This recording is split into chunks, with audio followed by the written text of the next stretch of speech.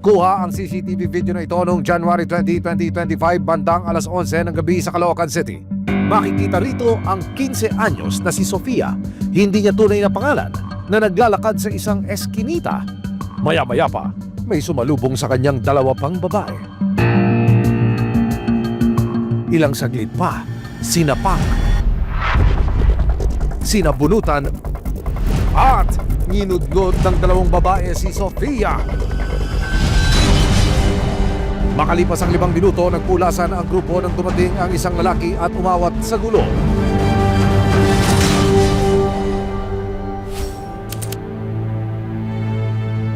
Walong araw matapos ang insidente, natunton ng resibo si Sofia sa kanilang bahay sa Caloocan City.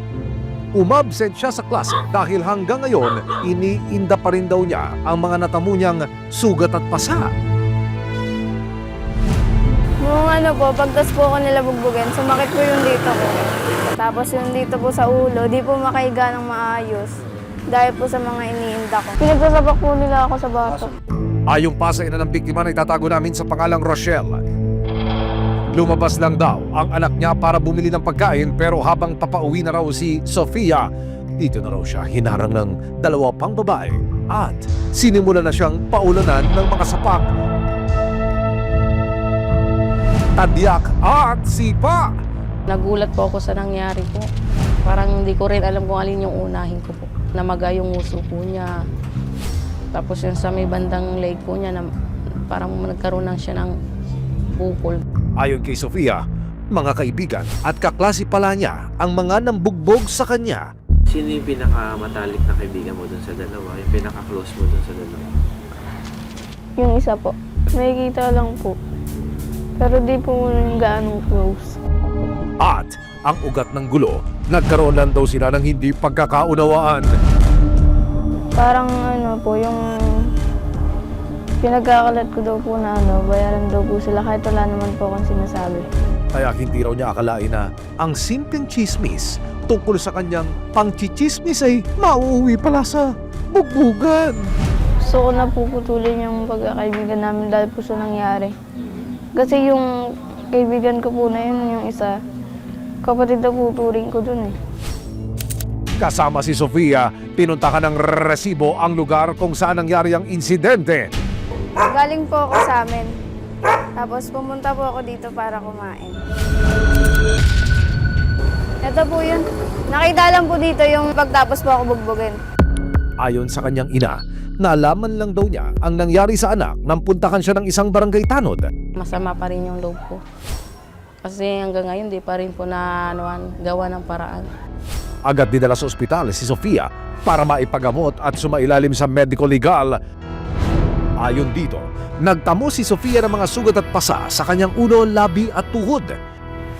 January 21, nagtungo sina Sophie at Nanay Rochelle sa barangay para magreklamo at magpa-blatter laban kina Martha at Carla. Gusto ko sana sa barangay na lang po kami mag-usap para malaman ko kung ano po dapat kong gawin. Kung hindi pa rin po sila pumunta ngayon, tutuloy ko po yung kaso. Ayon sa barangay, 3 beses na nilang itinatawag ang dalawang panig pero walang sumipot sa panig ni Martha at Carla. Kaya naman nagpasya na ang barangay na ipasa na sa lupon ang reklamo. Sa lupon kasi kung kailan lang dadating sa amin yung kaso, tsaka pa lang namin malalaman, tsaka pa lang namin maiimbestigan. As much as possible, ayusin na ni Kap dito para maayos na yung gusot nila. Pag hindi sila humaharap, papailan na siya ng certification to file action. Para makapanayam ang kabilang panig, sinamahan ng barangay ang resibo para matunton sina Martha at Carla.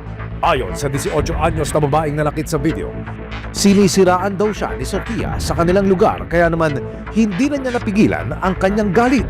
Ano ba work mo? Koko ka ba? Hinala niya ako. Sabi niya, kasi sabi ni ganun daw trabaho mo eh. Doon ka daw pumapaldo-paldo nga daw, ganun.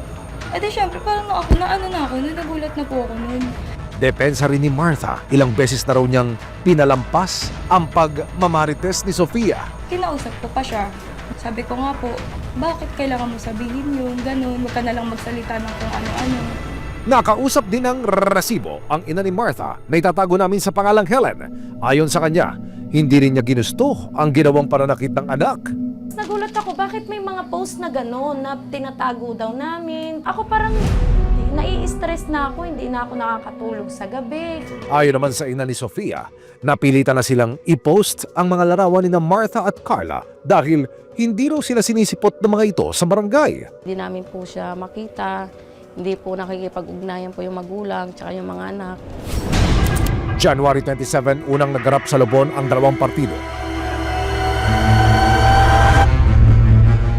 Asan yung anak mo ngayon? Iharap ko, kaso nahihiya siya, bakit may ganyang eksena? Siyempre, kung hindi siya maiyak, bakit niya sinapak yung anak ko? Ayun lang natin, hindi ko nga ginusto. Hindi ko ginusto na may mga Hindi mo ganitong rin ako masisisi eksena. dahil anak ko yung nagbuk, halos patayin na nila. Bakit siya sinaktan? Bukod sa pagpapatawad, ingin nyo nung kung magkano yung nagastos nyo o kung ano kailangan, pa-shoulder na lang natin sa kanila kung papayag po kayo. Siguro siya, yung hanap buhay namin ha. Araw-araw, naglililit kita kami dahil lang dito. May hanap buhay kami parehas eh. Dahil lang dito sa problema na to. Kaya kung gusto natin tapusin, ayusin natin. Dahil hindi magkasundo, kinabukasan, January 28, pinatawag na ng barangay chairman ang mga sangkot sa gulo. Ay na rin sa giling ng magulang ni Sofia na mapasuri ang anak. Napagdesisyonan ng magulang ni Martha at Carla na makihati sa pagpapa-x-ray kay Sofia. Kung akakuin namin yung CT scan, hindi na kayo magre-reklamo. Hindi, depende pa sa pag-uusapan kasi hindi pa tayo tapos sa ano eh. Sa isinagawang pagsusuri sa biktima ng pananakit, wala namang natamong kahit anong bali o fracture si Sofia sa ulo at leeg niya. Pasensya ka na. Hindi ko din naman alam na magkakaganito. Sana maayos natin. Okay lang po kahit magpa-areglo yung dalawa para lang po sa magulang ko. Dahil daw sa labis na stress na dulot ng mga pagdinig sa pamilya at sa mga bata, nagpa siya ang magkabilang panig na magkasundo na lamang at mag-arigluhan. Magkakaroon na sila ng kasunduan na mag-aayos sila sa harap ko, magkakaroon sila ng pirmahan na hindi na sila magkakademandahan. So, wala na pong mangyayaring pagbibigay ng certified to file action at ito naman ay maaayos sa pamamagitan ng kanilang magandang pag-uusap kung ano yung danyos na ibibigay sa biktima. Ayon kay Sofia, matinding trauma ang idinulot ng insidente at magsisilbi raw itong aral para sa kanya. Hindi ko po alam na ganito yung mangyayari. Yung sa mga bata po, mag-iingat na lang din po sila. Hindi po kasi lahat ng kaibigan totoo eh. Paghingi naman ng paumanhin ni Martha kay Sofia at kanyang pamilya. Alam ko namang mali ako sa point na nasaktan kita. Sorry po, ganun yung naging ng galit ko, na nasaktan ko po yung anak mo. Kailanman hindi solusyon ang karasan sa anumang hindi pagkakaunawaan. Wala ring naidudulot na mabuti ang pagkakalat ng chismis at paratang.